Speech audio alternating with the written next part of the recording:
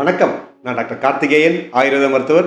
ஆண்களோட ஆரோக்கியத்திற்கு முதன்மையான ஒரு ஹார்மோன் அது என்னன்னு சொல்லுங்க பார்ப்போம். எஸ், ரைட், நீங்க சொன்னது கரெக்ட். அது டெஸ்டோஸ்டிரான்.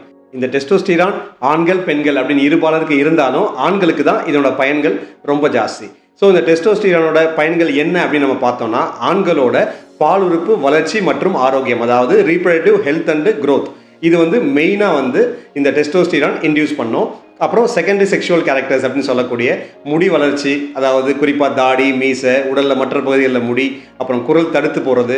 ஸோ இது எல்லாமே பார்த்தீங்கன்னா அந்த டெஸ்டோஸ்டிரானோட யூசேஜ் தான். அப்புறம் muscle development, bone growth, especially bone மேரோட ஸ்ட்ரென்த்து, அப்புறம் விந்தணுக்கள் உற்பத்தி, தைரியம், அதே சமயத்தில் உற்சாகம், இது எல்லாத்தையுமே டெஸ்டோஸ்டிரான் ஹார்மோன் ஆண்களுக்கு கொடுக்குது.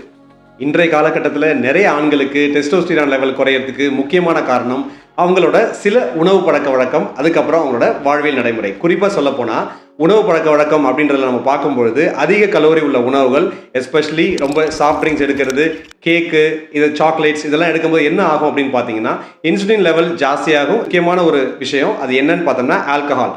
இந்த ஆல்கஹால் அதிகமாக கன்சியூம் பண்ணும்போது டெஸ்டோஸ்டிரான் லெவல் குறையும். அதிகமாக ப்ராசஸ்ட் உணவுகள் எடுக்கிறது, குறிப்பாக chips, instant noodles, soya products நிறைய எடுத்துக்கிறது, மன அழுத்தம், அப்புறம் தூக்கமின்மை, அப்புறம் முக்கியமான ஒரு விஷயம் என்னன்னு பார்த்தீங்கன்னா ஒபிசிட்டி. இவங்க கார்போஹைட்ரேட்ஸ் நிறைய எடுத்துக்கிட்டு ஃபைபர் கம்மியாக எடுத்துக்கிறது, இதனாலையும் டெஸ்டோஸ்டிரான் லெவல் குறையும்.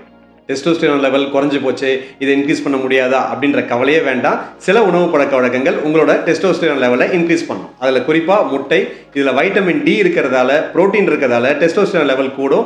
நெக்ஸ்ட் நட்ஸ், அது குறிப்பாக வால்நட்டும் பாதாமும். இதில் முக்கியமான விஷயம் என்னென்னா ஜிங்கும் செலினியம் இருக்குது, இது டெஸ்டோஸ்டிரான் லெவலில் இன்க்ரீஸ் பண்ணும். ஒமேகா 3 ஃபேட்டி ஆசிட்ஸ் எடுத்துக்கலாம். கிரீன் லீஃப் வெஜிடபிள்ஸ், அதாவது பச்சை இலை காய்கறிகள், இதில் மெக்னீஷியம் சத்து இருக்கிறதால டெஸ்டோஸ்டிரான் லெவல் கூடும். அடுத்து பூண்டு, இதில் அலிசின் அப்படின்ற ஒரு வேதிப்பொருள். இது என்ன செய்யும் அப்படின்னா கார்டிசான் லெவலில் குறைச்சி டெஸ்டோஸ்டிரான் லெவலில் கூட்டும். அப்புறம் முக்கியமான ஒரு விஷயம் அவகோடா. இந்த அவகோடாவில் வைட்டமின் B6 இருக்குது, குட் கொலஸ்ட்ரால் அப்படின்னு சொல்லக்கூடிய நல்ல கொழுப்பு, இதை இன்டியூஸ் பண்ணும். இந்த வரிசையில் வாழைப்பழம், இதில் புரோமலின்ற ஒரு என்சைம் இருக்குது, இது டெஸ்டோஸ்டிரான் லெவலை இன்க்ரீஸ் பண்ணும். அடுத்து மாதுளம்பழம், இது ஆன்டி ஆக்சிடென்ட் ப்ராப்பர்ட்டிஸ் ஜாஸ்தி. குறிப்பாக டார்க் சாக்லேட் யூஸ் பண்ணலாம். இதில் 70% கொக்கோ இருக்குது. இதில் முக்கியமான மெக்னீஷியம் சத்து இருக்கிறதால டெஸ்டோஸ்டிரான் லெவலில் இது இன்க்ரீஸ் பண்ணும். ஸோ ஆண்களே கவலையே படாதீங்க. இயற்கை நம்ம கொடுத்துருக்க வழிகளை ஃபாலோ பண்ணி உங்களோட டெஸ்டோஸ்டிரான் லெவலை நீங்கள் மெயின்டைன் பண்ணிக்கலாம். நன்றி, வணக்கம்.